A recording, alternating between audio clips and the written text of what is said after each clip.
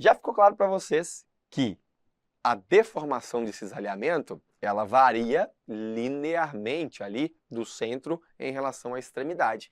E é óbvio que onde vale a lei de Hooke, tensão proporcional à deformação, então significa que o comportamento das deformações dentro do regime elástico vai seguir a mesma lógica do comportamento das tensões de cisalhamento. E aí a gente tem aqui as tensões de cisalhamento num desenho bem esquemático e representativo do que é a tensão de cisalhamento na seção transversal. Veja que nessa seção da esquerda, aqui, uma seção maciça, a distribuição de cisalhamento ela é linear, varia de 0 no centro e máxima na extremidade. Em qualquer ponto, se eu quiser analisar essa seção aqui, por exemplo, ao longo desse eixo, ela vai ter o mesmo comportamento. Vai ser um triângulo desse jeito. Se eu quiser analisar isso, é porque nós estamos aplicando um torque nesse sentido, um momento torsor aqui nesse sentido. Se eu quero avaliar esse outro, ao longo dessa outra linha, continua sendo 0 aqui, e na extremidade eu tenho tensão de cisalhamento máxima. Então, ao longo de toda a seção transversal, qualquer que seja a linha de ação aqui que eu queira analisar as tensões, eu vou ter tensões deste mesmo comportamento. Só que perceba que a resultante ou a direção da tensão de cisalhamento, ela está variando. Por quê? Quando eu analisar para um mesmo torque, quando eu analiso o lado da direita da minha peça, eu tenho a tensão de cisalhamento voltada para baixo. Quando eu analisar o lado esquerdo da minha peça, no mesmo giro, no mesmo torque, eu vou ter o mesmo comportamento, só que agora, o que vai acontecer? Esse triângulo vai ser desse jeito. Ou seja, está vendo que a tensão de cisalhamento tem o mesmo comportamento, a mesma intensidade aqui da outra, só que sentido diferente? Isso agora faz pouco ou nenhuma diferença. Só que na prática, quando a gente for estudar tensões combinadas, se nós pegarmos uma seção como essa para analisar e imaginarmos que ela possa estar sujeita a torque e força cortante, e aí a força cortante aqui na seção transversal vamos chamar de força V, nós vamos ver que essa força cortante na seção transversal só vai ter um comportamento, varia de intensidade, mas a força na seção transversal, o cisalhamento, ele vai ser sempre no sentido indicado em rosa. Então, olha para você ver, do lado, se eu colocar um ponto aqui A e aqui um ponto B, e estiver analisando tensões de cisalhamento, recordando, tensão de cisalhamento, quem causa tensão de cisalhamento? São só dois forças solicitantes, torque e força cortante. O torque a gente está vendo agora. Força cortante a gente viu ou vai ver, não sei qual aula você está assistindo nesse momento, qual é a ordem do seu estudo. Mas dá para perceber que no ponto A, se eu tenho uma força cortante desse tipo e um torque desse tipo, no ponto A, tensão de cisalhamento devido ao torque se soma com a tensão de cisalhamento devido à força cortante. No ponto B, nós estamos na mesma seção transversal, só que agora a tensão de cisalhamento causada pela força cortante opõe a tensão causada pelo torque. Então, se for para analisar do ponto de vista crítico das tensões, qual ponto que eu vou analisar? Ponto A, onde as tensões se sobrepõem.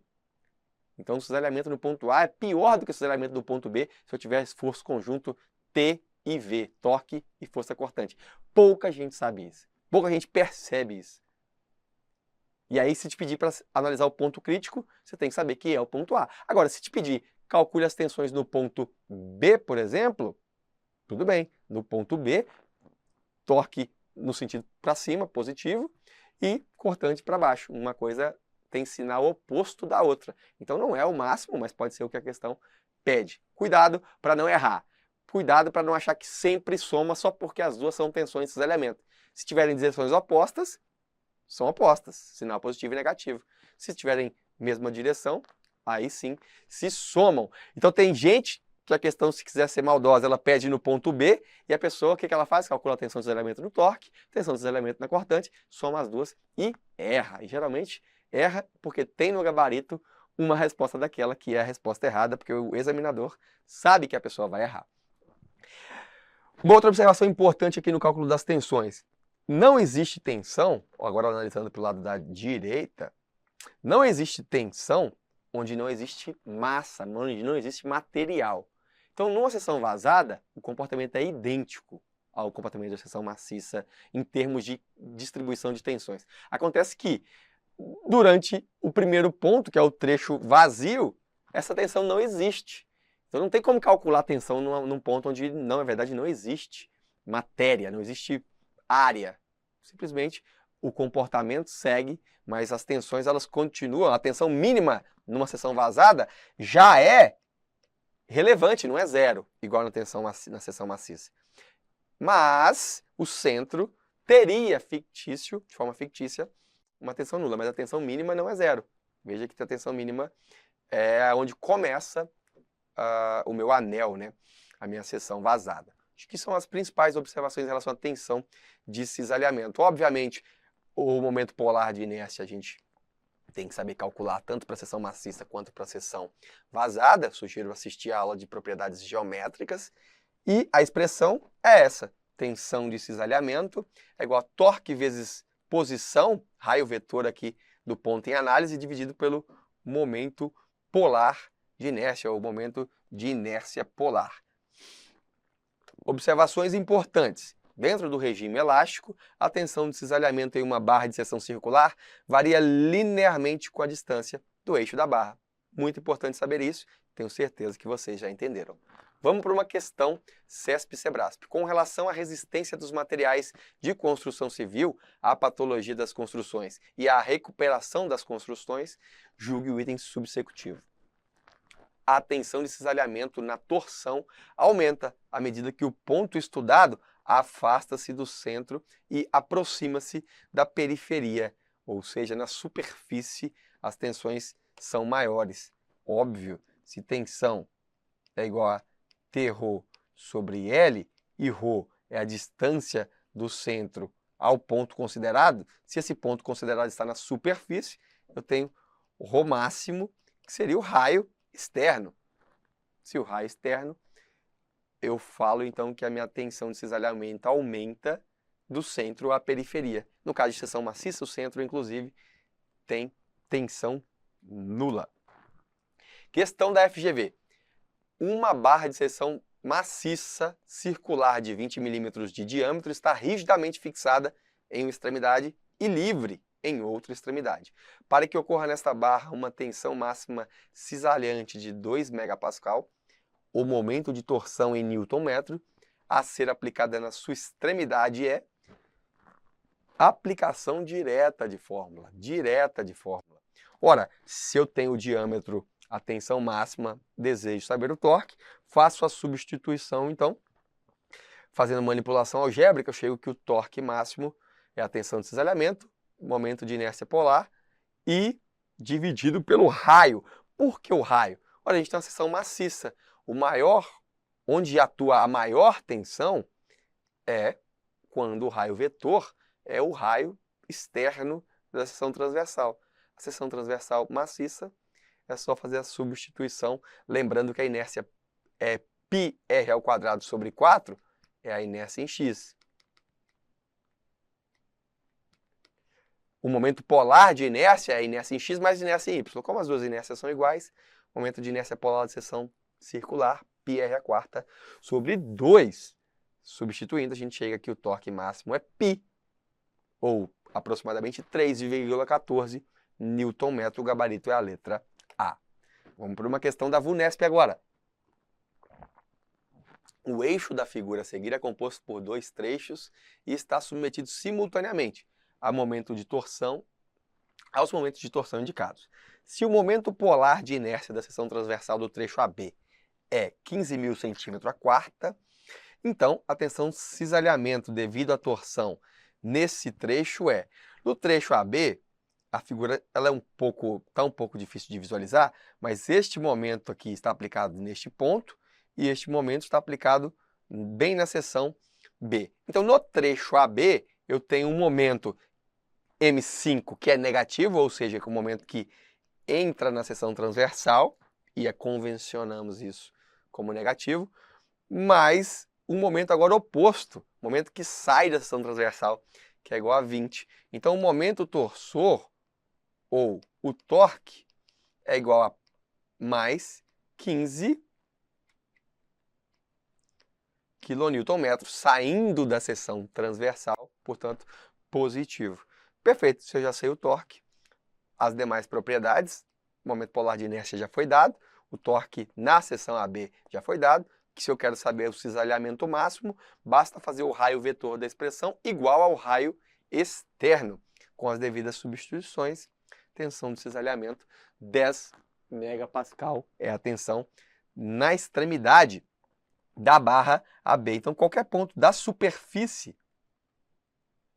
está com o raio vetor ρ igual ao raio externo. Portanto, como só temos aqui torção agindo na peça, todos os pontos estão submetidos à mesma tensão cisalhante máxima. Todos os pontos da superfície. Claro, se forem pontos intermediários, teriam tensões menores, já que na distribuição,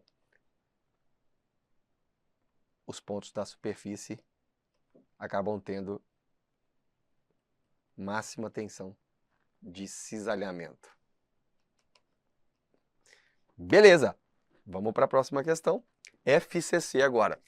O eixo maciço da figura de diâmetro 40 mm transmite torque entre as engrenagens da transmissão mostrada na figura abaixo. Despreze o atrito nos mancais A e B.